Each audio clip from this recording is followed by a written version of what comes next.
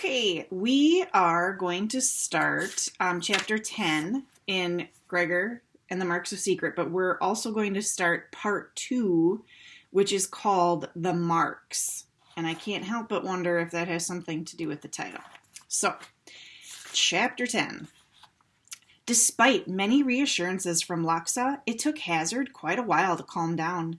Even when they had left the cave and assembled on the shore of the river, he was still traumatized by what he had seen.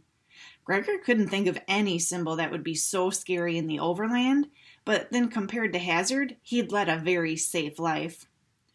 "What is a scythe anyway?" Gregor asked. "It is a tool used for harvesting grain. The farmers were using scythes today as we flew over the fields," said Howard. Gregor remembered the tools then, being swung from side to side. "So why do those mean death?" "Because they cut down life. In old scrolls from the overland, sometimes the figure of death in a hooded black robe also carries a scythe to cut down humans' lives," said Howard. "And that we know as the Grim Reaper. That's what he's talking about, the figure of death. And the Grim Reaper holds that tool. It's almost like a walking stick. That's a scythe or a scythe."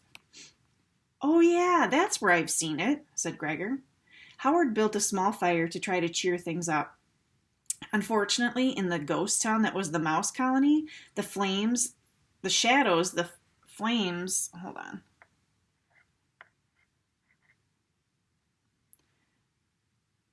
The shadows the flames threw against the stone walls only made the place feel more eerie.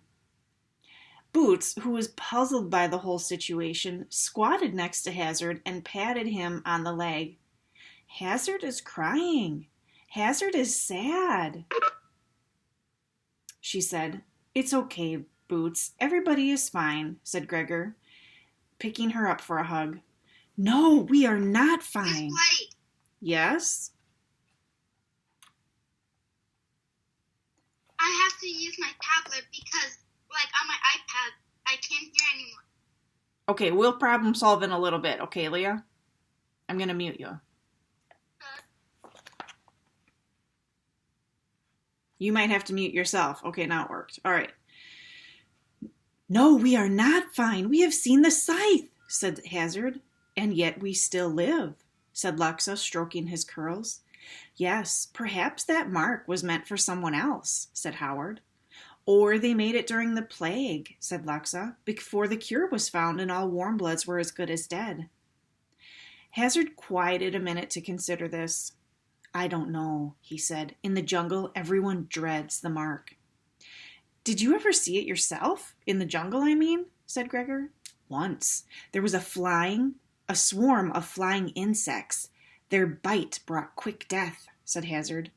"But you did not die, Hazard," said Howard encouragingly, "or you would not be here to tell us of it." "My mother died," said Hazard wanly. "Frill outran them, but my mother was bitten first." There was nothing to say after that. No explaining to Hazard that they were safe. Around any corner could be a swarm of stingers, another plague, another way to die. Some mouse had scratched that mark in the cave wall. Sivian had made the same mark at Queen's Head. Why? What threat was upon them? Gregor didn't believe it had to do with the plague or the snakes. "Hazard, when you lived in the jungle, how did the nibblers get along with the snakes?" asked Gregor. "The ones that look like the vines." "You mean the twisters?" said Hazard. "They avoided each other. The twisters eat the nibbler pups, and the nibblers eat the twister eggs," he said. "It is true," said Laksa. "The twisters never came near the nibblers when I was there. I believe neither thought it was worth the risk." "So you think the twisters only moved in after the mice had left?" asked Howard. "That is my hope," said Laksa, "but also my fear. It would mean that not one but 2 colonies of nibblers have left their homes because of an unknown threat." "It sounds as if they have a lot of enemies," said Gregor. "The spinners, the cutters." "Those were land disputes. Once the nibblers had left their regions, neither the spinners nor cutters had any interest in pursuing them.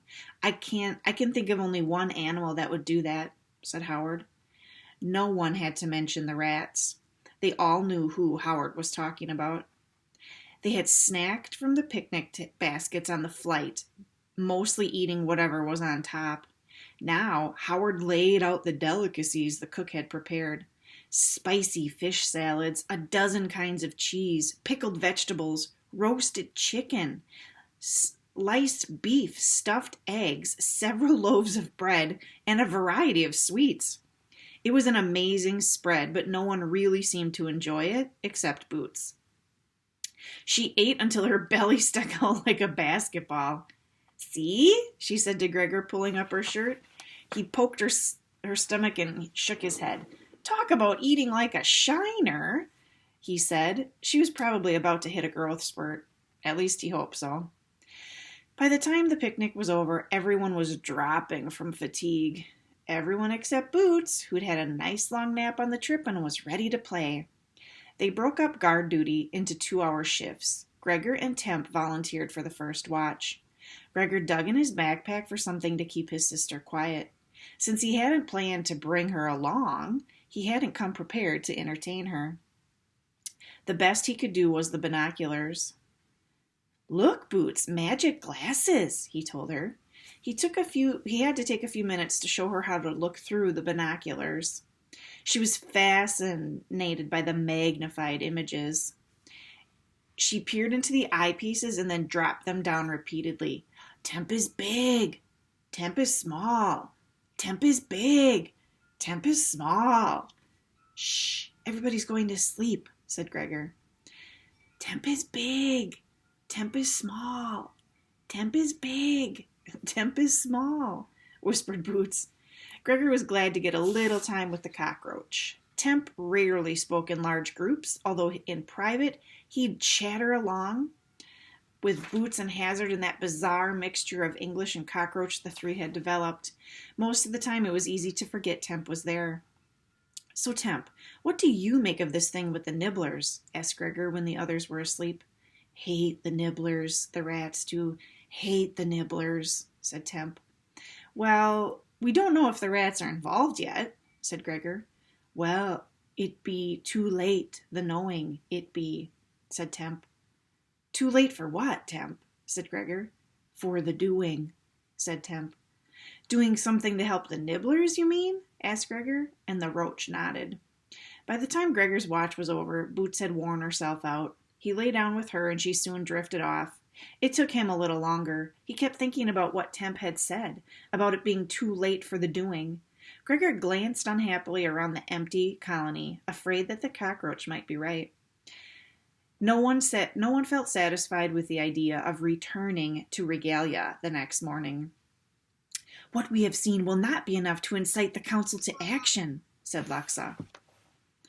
Perhaps telling the story of your crown will aid our case after all, said Howard. No, as Scythian was not able to tell us the reason she sent it, it will be assumed the Twisters drove the nibblers out of the jungle and have gone in search of a new home, said Laksa. What about the marks of secret? Said Hazard. That would be enough in the jungle. But we do not know specifically why they were made, so the council will not be able to justify sending soldiers after the nibblers, said Laksa. In truth, cousin, I believe the most likely scenario is that the rats drove the nibblers out of both of their colonies. But we have no evidence of that, and even if we did, we have never sent an army to prevent the nibblers' relocation before, said Howard. We should have, said Laksa grimly. What about that basket full of baby mice? Said Gregor. That somehow disturbed him more than anything else. The council could say, like you did, that the mother was mad, or if something drove the nibblers out, that she did not believe the babies could make the journey. They will reason all of this away. Yet when I added up the crown, Scythian's death, the baby mice, 2 empty colonies, and the marks of secret, I know in my heart that a grievous wrong is occurring, said Laksa. We must find more substantial proof.